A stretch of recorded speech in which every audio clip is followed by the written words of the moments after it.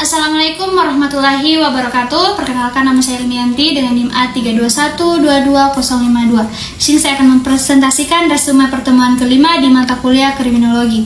Resume terkait dari hasil diskusi kelompok. Yang pertama, faktor sosial seperti apa yang mempengaruhi kejahatan? Menurut saya, faktor sosial yang dapat mempengaruhi kejahatan dapat meliputi yang pertama ada kemiskinan dan ketimpangan sosial, yaitu kondisi ekonomi yang buruk dan ketimpangan sosial dapat mendorong individu untuk melakukan kejahatan. Yang kedua ada pendidikan, artinya rendahnya tingkat pendidikan seringkali terkait dengan peningkatan tingkat kejahatan.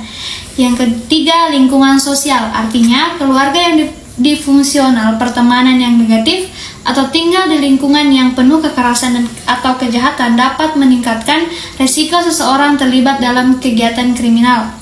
Yang keempat ada norma dan nilai sosial, artinya ketika norma sosial atau nilai masyarakat tidak mendukung perilaku kejahatan, hal ini dapat menyebabkan individu merasa lebih bebas untuk melakukan tindakan kriminal.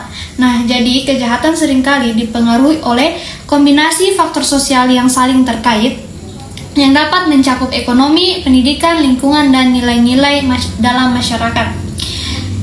Berikutnya, apakah ada regulasi khusus yang mengatur tentang pelanggaran perlindungan pembantu rumah tangga? Nah, menurut saya ada regulasi yang mengatur aturan khusus mengenai perlindungan pembantu rumah tangga yang tertuang dalam Peraturan Menteri atau Permen Tenaga Kerja Nomor 2 Tahun 2015 tentang perlindungan pekerja rumah tangga. Artinya, dari pemerintah terdapat regulasi khusus namun tidak tertuang pada rancangan undang-undang. Yang berikut, bagaimana dinamika dalam rumah tangga dapat mempengaruhi kecenderungan individu untuk terlibat dalam kejahatan. Nah, dinamika dalam rumah tangga dapat mempengaruhi individu untuk terlibat dalam kejahatan melalui beberapa faktor, seperti ketidakstabilan emosional, pengabaian, kekerasan dalam rumah tangga, atau pola asuh yang buruk. Ketika individu mengalami kekerasan atau kurangnya perhatian di lingkungan rumah, mereka mungkin merasa terpinggirkan. Selain itu, ketidakmampuan keluarga untuk memberikan dukungan sosial dan finansial dapat mendorong individu untuk mencari jalan keluar yang salah, termasuk kejahatan. Faktor inilah yang mempengaruhi individu untuk terlibat dalam kejahatan.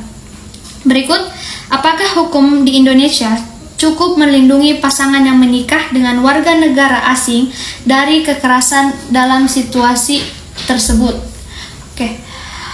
Hukum di Indonesia memberikan perlindungan terhadap pasangan yang menikah dengan warga negara asing atau WNA dan kekerasan dalam rumah tangga. Undang-Undang Nomor 23 Tahun 2004 tentang penghapusan kekerasan dalam rumah tangga mencakup semua individu yang terlibat dalam KDRT, termasuk pasangan yang menikah dengan warga negara asing.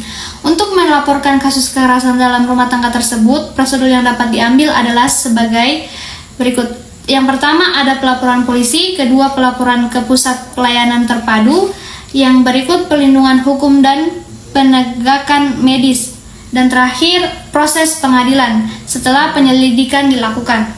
Meski demikian, dalam beberapa kasus ada tantangan terkait pengakuan status hukum dan akses ke proses hukum bagi pasangan yang menikah dengan warga negara asing tersebut terkait masalah kewarganegaraan dan yurisdiksi. Berikut, apakah pemerkosaan dalam rumah tangga dalam konteks ini merupakan suatu tindak kejahatan? Karena jika merujuk dalil beberapa orang, mereka menggunakan dalil agama sebagai pembenaran terhadap martial tape, yaitu dengan mengatakan bahwa kewajiban seorang istri adalah melayani suami. Nah, menurut saya kasus ini, yaitu pemerkosaan dalam rumah tangga atau martial tape, adalah suatu tindak kejahatan yang tidak dapat dibenarkan oleh alasan apapun, termasuk dalil agama yang disalahgunakan. Setiap individu, baik suami maupun istri, memiliki hak atas hubungan yang sehat dan saling menghargai. Pemahaman tentang kewajiban dalam pernikahan tidak boleh digunakan untuk membenarkan tindakan kekerasan seksual atau pelangsungan terhadap hak asasi manusia. Yang terakhir, bagaimana faktor psikologis mempengaruhi KDRT sehingga menyebabkan kejahatan? Nah, menurut saya, faktor psikologis mempengaruhi kekerasan dalam rumah tangga atau KDRT dengan cara memperburuk kondisi emosional dan mental pelaku serta korban. Stres, kecemasan, dan trauma masa lalu, gangguan mental dan pola asuh yang tidak sehat dapat memicu perilaku agresif atau kontrol yang berlebihan, yang artinya menyebabkan kekerasan. Selain itu, ketergantungan emosional atau rasa takut pada korban juga dapat membuat mereka sulit melaporkan atau melawan tindakan kekerasan sehingga memperburuk situasi dan menciptakan lingkungan pekerjaan yang berkelanjutan. Sekian dari saya. Wassalamualaikum warahmatullahi wabarakatuh.